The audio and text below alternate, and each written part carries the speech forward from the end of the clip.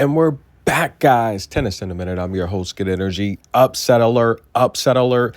A ton of numeric locks today, ladies and gentlemen. Polini over Leylah Fernandez, numeric lock. Martic drops to Fresh. That's a lock. Sacre over Emma Navarro. That's a lock. Marquetta defeats Payne Stearns in straight sets. No, did that go 3? Yeah, I did watch that. That went 3. And Donna Vekic upsets Aryna Sabalenka in 3. Now, is this an upset, ladies and gentlemen? And we're going to get into a juicy conversation today. So buckle your seatbelts, like the video, show some love. I'm Good Energy. But we have to report on these matches, right? That's my duty. And criticize a little bit, ladies and gentlemen. Now, is this an upset? First, let's take a look at the head-to-head. Donna Vekic does well against Aryna Sabalenka. They've played a total of 8 times now. Vekic has won 6 of them. And much like Coco versus Sabalenka, I mean, before the last match they played, they played a total of 6 times, and Coco won 4 of those. Now, Aryna Sabalenka is the back-to-back Australian Open champion, but this is not an upset to me. As to someone that watches tennis, I know these players. What happens is you get a lot of part-time fans, and they see Sabalenka win the Australian Open back-to-back, and they think she's the best thing since sliced bread. Sabalenka's an amazing player. We know that. I cover her matches. But she does make a lot of mistakes, guys. And this is where I get, I get a lot of comments from people that I can tell they do not watch tennis. And what happens is I then have to come and educate these people to give them, look, I can teach you history, tennis history, numbers, metrics. I can predict matches, which I do very, very well, especially when there's numerology at play and I can calculate what's going to happen. But I can't teach you common sense, okay, guys? This is not an upset. Not only does Donna Vekic want the fastball, she enjoys matches like this. Sabalenka makes a lot of mistakes. And I get a lot of people where I can tell you guys don't watch tennis. She makes a lot of mistakes. Her tennis, it's not clean tennis, okay? This is not, Sabalenka does not play clean tennis. She makes a lot of mistakes, a lot of faults, a lot of unforced errors, okay? She wins when she can overpower opponents. That's how she gets her victories, from overpowering opponents that can't handle her strength and her aggressiveness. But it's not clean tennis, and the people have to understand that, And this is a type of matchup here where Donna Vekic wants the fastball, and she comes out as a huge underdog despite owning the head-to-head, and people, they're shocked. They can't believe how it happened. And these are people I can tell they do not watch tennis. Like, for example, we take a look at Donna Vekic. She's an amazing baseliner. She's aggressive. She's going to play a consistent style. That's what she does. And she's working on her net play. Sabalenka is not great at the net, much like Iga Swiatek. And this is where players like, Coco Gauff come into play. And people don't understand how great she is at the net. She defends better than anyone on tour. Her footwork's better than anyone on tour.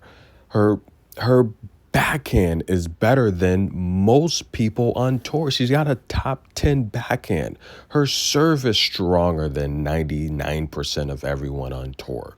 Okay, guys? She gets balls back. She hustles. She fights. She's mentally tough. She's physically tough.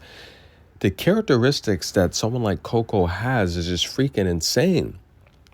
But what happens is, when you don't play a while, you're going to be rusty. And we saw this with Coco Gauff when she was eliminated by Siniakova. A lot of people that don't watch tennis, they don't realize that they've played 6 times going into that matchup, and Coco won 5 of them. She's dominated that matchup. So what happens when you're off for a month and you're playing someone you normally dominate? Not only are you not at your best form, but you let your guard down, and before you know it, you're playing to that level and you lose. That's how that happens. And this is how this type of upset happens. Not only has Donna Vekic been the better player in this matchup, Sabalenka hasn't played in a while. She's going to be rusty. But even if she had, she probably would still lose. Excuse me, guys. She probably would still lose because Vekic loves this type of style. She loves the fastball. But let's take a look at Aryna Sabalenka and her path to the Australian Open Championship. In the first round, she took out Sedel, a qualifier.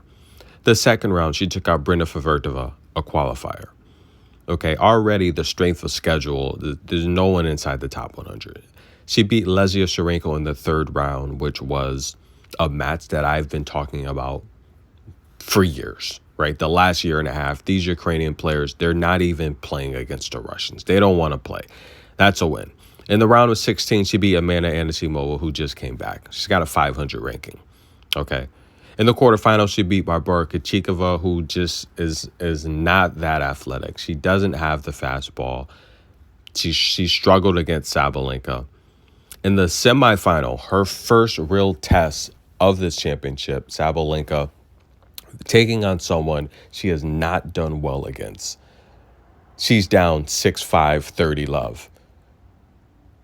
Coco blows the first set, okay? She blows the first set. The second set, Coco's up on serve, again, 30 love. She blows that service game. So it's like, and then in the championship match, she takes out Queenwin. And I told you guys, the winner of this match, Coco Sabalenka, is going to win the tournament, okay? Another nice underdog future, even in the semifinal. But the reality here is you could have hedged both, is what I'm saying. And she takes on Queenwin in the final, which I told you that's going to be a blowout. Queenwin is getting better, but she's still green, guys. She's still green, even though, again, and she's older than Coco. All of these ladies are older than Coco. Sabalenka's 6 years older than Coco. By the age of 19, Sabalenka didn't have 15 combined championships. She didn't make 2 Grand Slam appearances, 2 WTA final appearances. What happens is, and this is where I have to, everything I'm saying is true. So you can take it as criticism, but it's true. It's facts. Sabalenka is a grown woman. She's 6 years older than Coco, and she still doesn't own the head-to-head. Okay, so when I get these people that don't know tennis, they just watch highlights and they think they're experts. No, I'm the tennis expert. Okay, and this is why I give you guys information every single day to help educate you. Coco's 6 years younger than Sabalenka. You can't compare the two.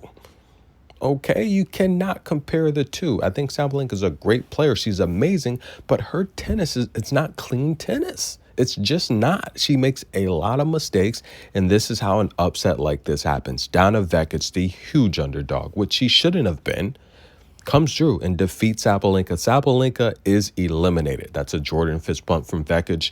She's through. Guys, put some respect on Vekic's name.